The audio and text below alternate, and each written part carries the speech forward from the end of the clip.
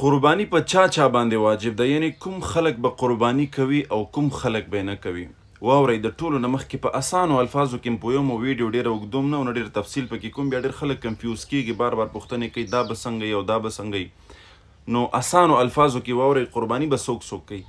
چا سره چې 9.5 توله سونه وي، یعنی 7.5 توله سونه چې چا سره برابریږي دا د ده سره پرته ده په کور کې، نو د سړي باندې قربانی واجب دی. هغه که ښځه ده، که سړی دی، که هلک دی، که بوډا دی، که شل دی، که ځوان دی، او که په هر حالت کې دی، خو چې بالغ دی په ده باندې قربانی واجب ده. ځان به نه پټوي د قربانۍ نه. صحیح ده.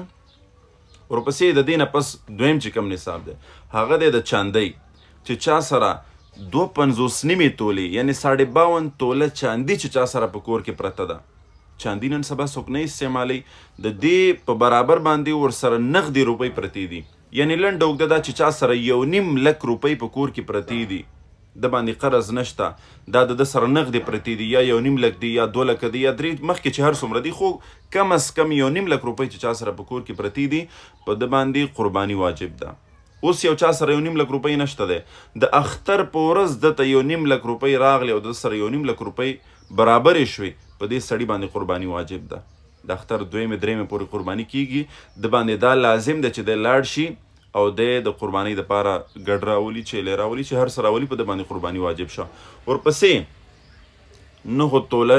نه خو سونه شته نه چاندي شته، په کور کې اضافي بلا ضرورته سامان دومره پروت دی چې د هغې قیمت د دغې چاندۍ مقدار ته رسیږي، 2.5 تولو ته یا 1.5 لک روپو ته د هغې قیمت رسیږي. اضافي موټرسایکل ولاړ دی، اضافي نور چې څومره سامانونه تاسو خپله ښه پوهېږئ، بیا اضافي سامان بلا ضرورته چې تا سره پروت دی او د هغې قیمت هم 1.5 لک روپو ته رسیږي، نو په دې کې په تا باندې لازمه ده، واجبه ده چې ته قرباني وکړې.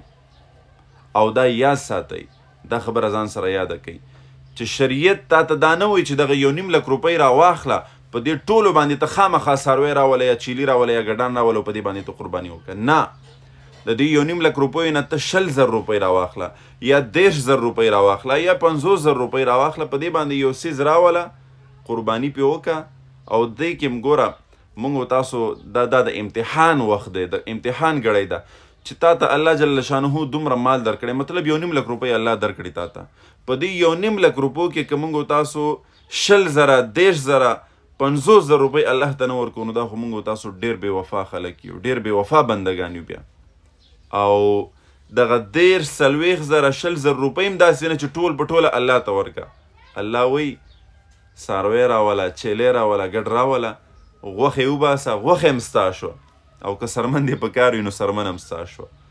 نو الله دې موږ تاسو ټولو ته توفیق راکړي. ډېر خلک بانې ګوري، په وړو بانو باندې ځان خلاصوي، د قربانۍ نه ځان وباسي، یاره چې داسې ګیر یم او پلانې شی شوی او پلانې شی شوی.